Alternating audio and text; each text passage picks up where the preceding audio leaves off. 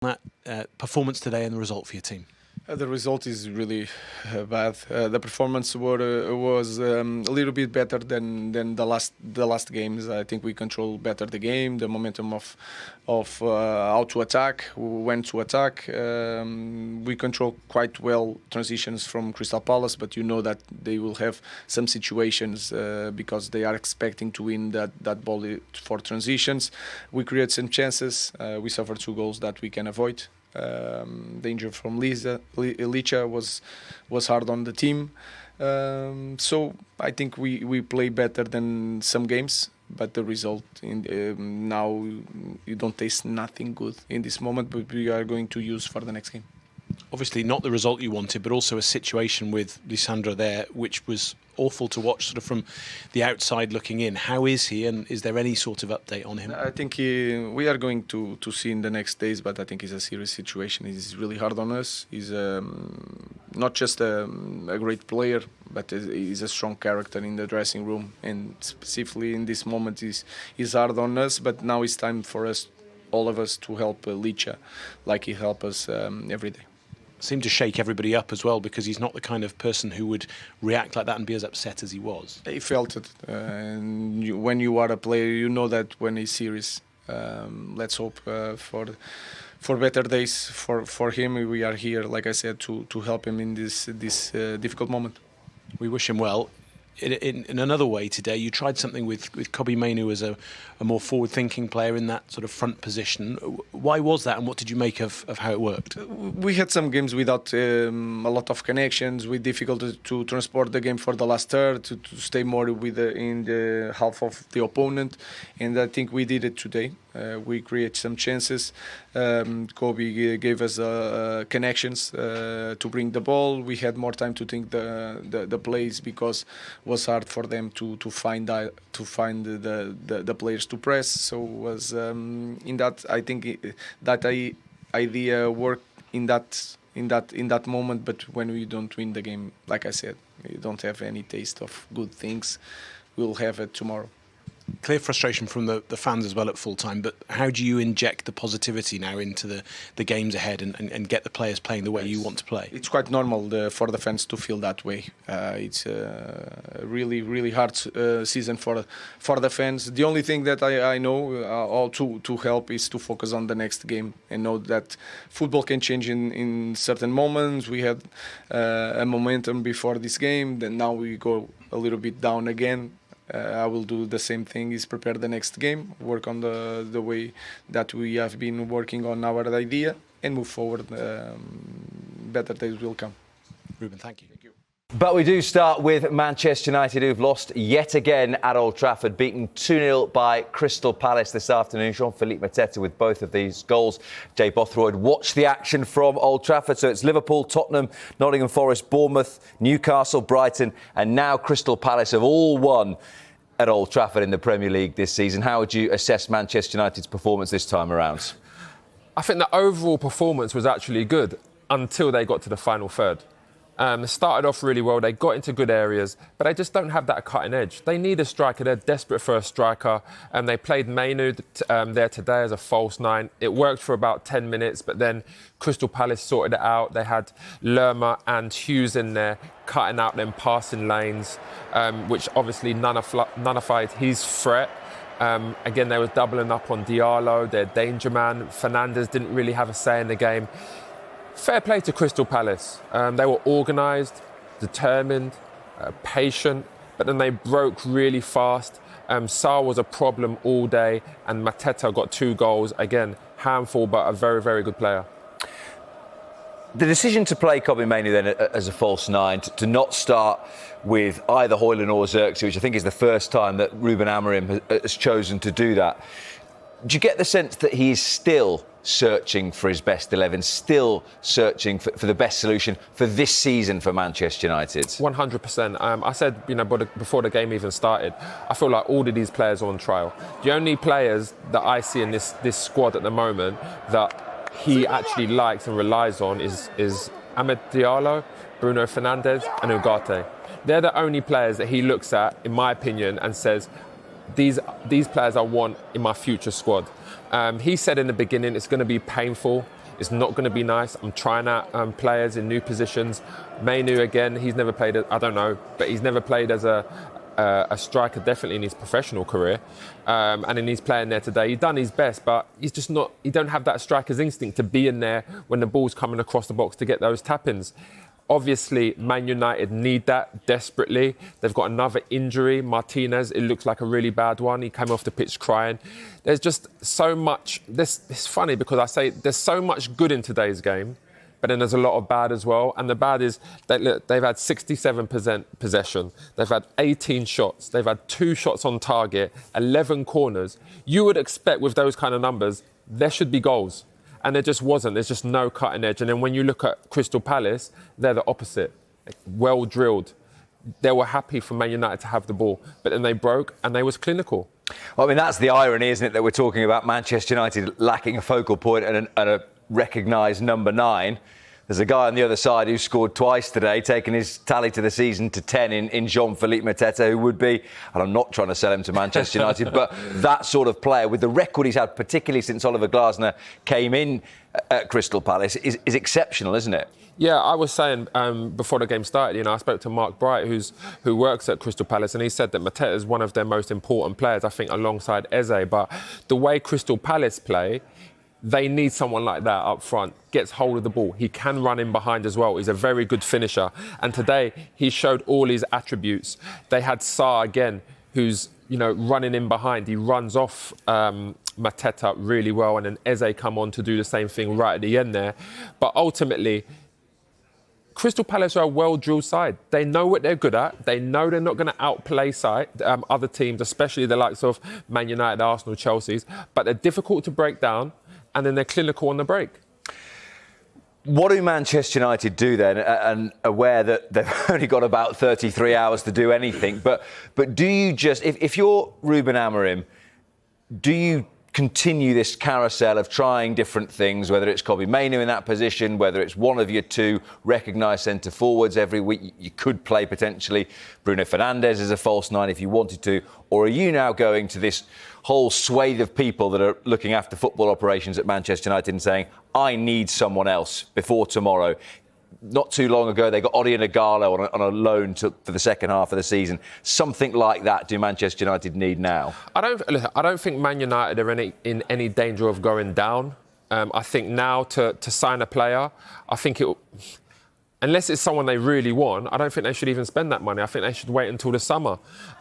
They've got some players there, some youngsters they've got off Arsenal. I forgot the striker's name now, but Heaven has just gone there.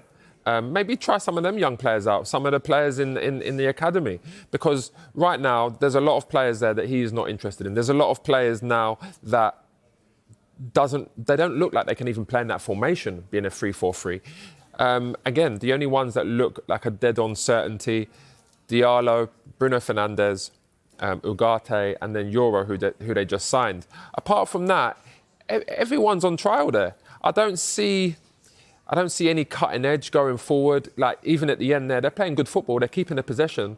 But when they get to the final third, it's like they're treading water, they don't know what to do with it.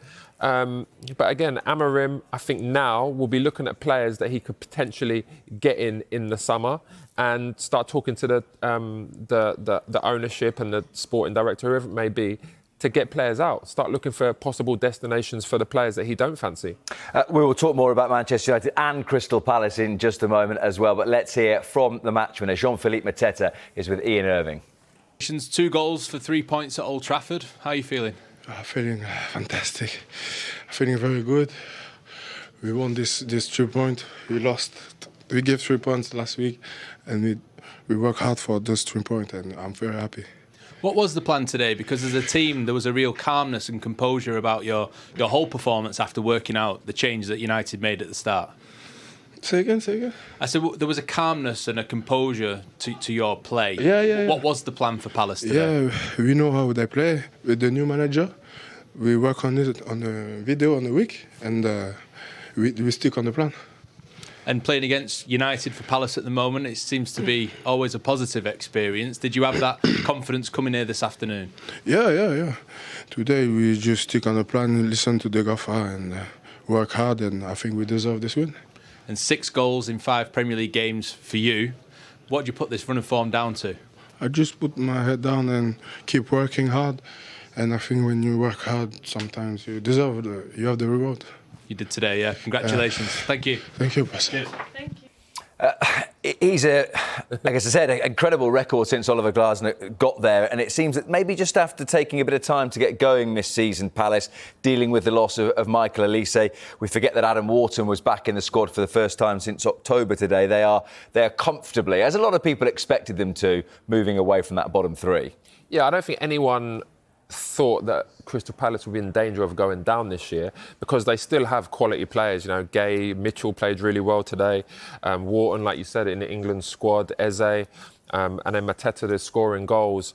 I think the way they play is very impressive. Again, they're pragmatic. They're not playing the total football that everyone wants to play now. You see the likes of, you know, Leicester and Southampton that just overplay. That's no disrespect to Crystal Palace because at times they do play really good football. But generally, they're pretty direct with it. They've got runners, they know what they're good at, they play up to Mateta, they support him really well, and then they start playing in the final third, and then they carve out chances for Mateta, and he's been clinical. And it's actually that, you just talked about them being direct, the pace often that they have to join Mateta. Eze obviously didn't start today, but guys like him, Ismail Assar, 19 of their 30 points this season have come away from home.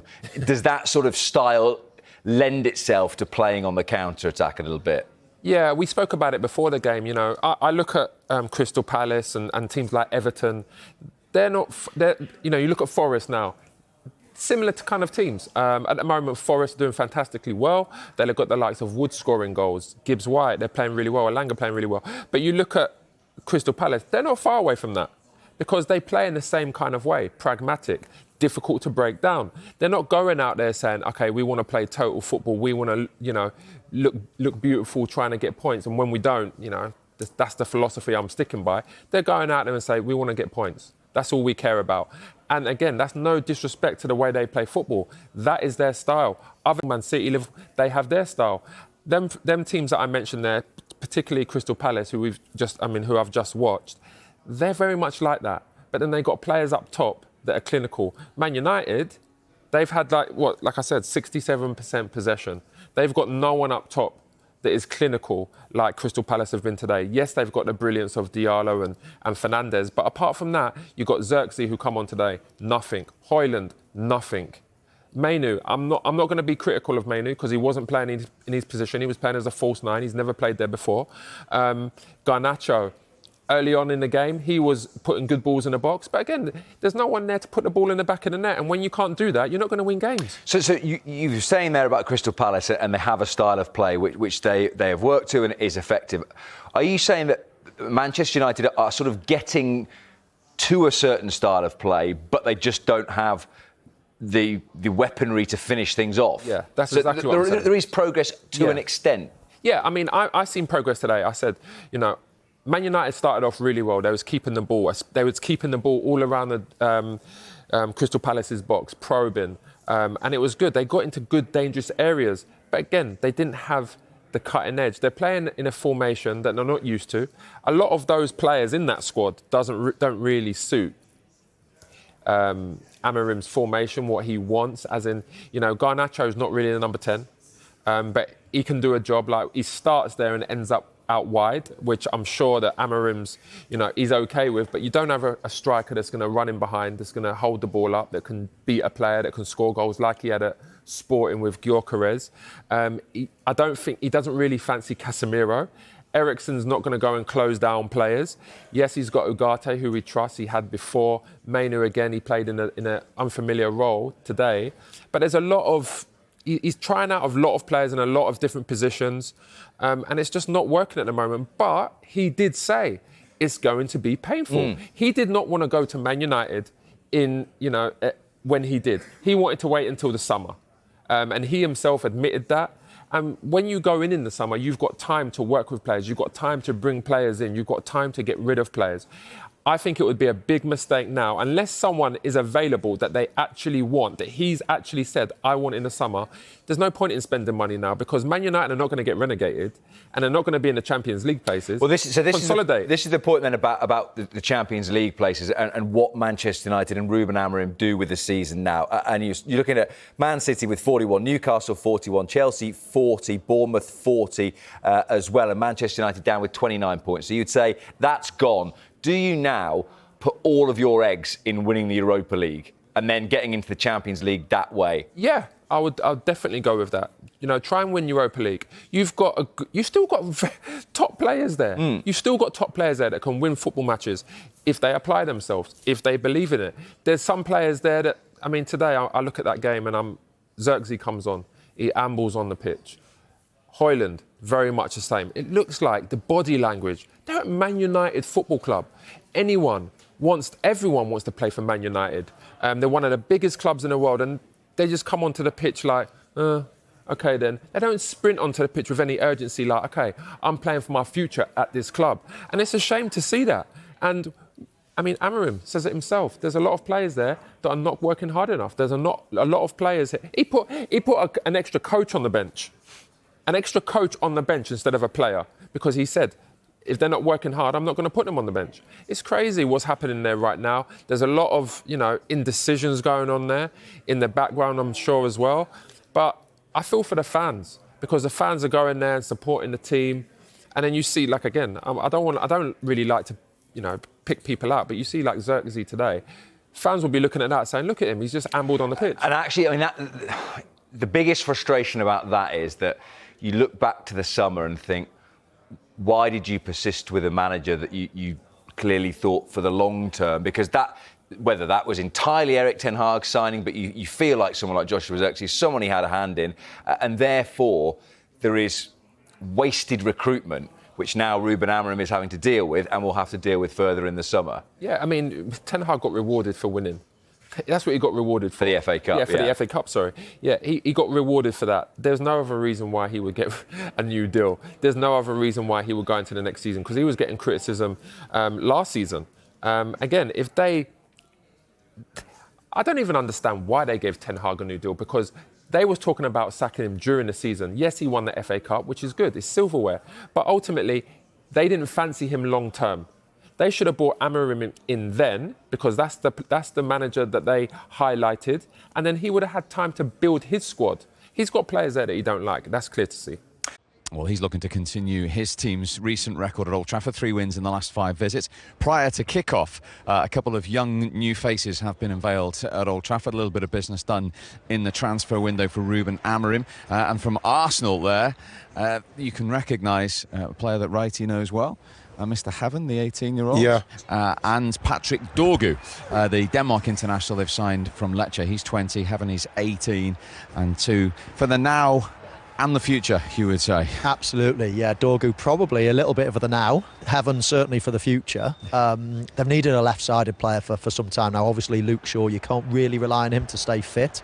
So Dorgu comes in, a natural wing-back. That's the position that they need and they like, that wing-back role as opposed to a left-back with the formation that they play. So, yeah, good bit of business, you would think. Ruben Amorim's going to take a couple of windows for the ideas to get across to his current players, but also for him to shape 1 or 2 players of his own. And, of course, that's the first step there. So, yeah, remains to be seen how they're going to do, but they're going to have plenty of time. They will have signed longer contracts, and they're young, as you say, Steve, so probably more for the future than the immediate. And in terms of trying things out, there's no recognised centre-forward in the United team today for the first time since Amorim took over. Yeah, it's probably quite damning on Xerxes and Højlund that he's going to play a player from a different position, maybe as a false 9, but it's just the way it is. I think that what he's doing and trying to sort out the best way he can get productivity and creativity, and, at the moment, when you're looking at Højlund, I watched him against Fulham, it weren't a great game. Xerxes, I still feel like he's just trying to find his feet here, trying to get himself going in the Premier League, and Man United are at a stage where they need it to start to click. They need it to happen now. And so, it's going to be interesting to see how that one pans out up front for United. And Mainu in the Europa League in the week, we saw him score and assist in that advance role that we heard Ruben Amorim talking about there. I mean, this is the big question. Where is his best position? Talented player. Talented player, can probably play in a few positions in the central area. I mean, I think he's very, very good on the ball, and he's got, you know, a lovely strength about him, got good vision as well. The one question I have is how he gets about the pitch, whether he can last the 90 minutes. His sort of fitness and his that capacity is the big question I have. But in terms of quality of play, then yes, I do expect him actually to play a little bit further forward today. I would expect Bruno Fernandes to play as the false nine, and him to play quite close to him, if I'm honest, and maybe a more of a 10 role. But remains to be seen. Lovely problem to have when you've got somebody that can play in a couple of different variations in midfield. But it's quite damning, isn't it? I mean, we were having a discussion before about Arsenal, the lack of a centre forward, and you can't really waste that money. However, they've gone and spent quite a lot of money, and it's not gone good so far. That's our main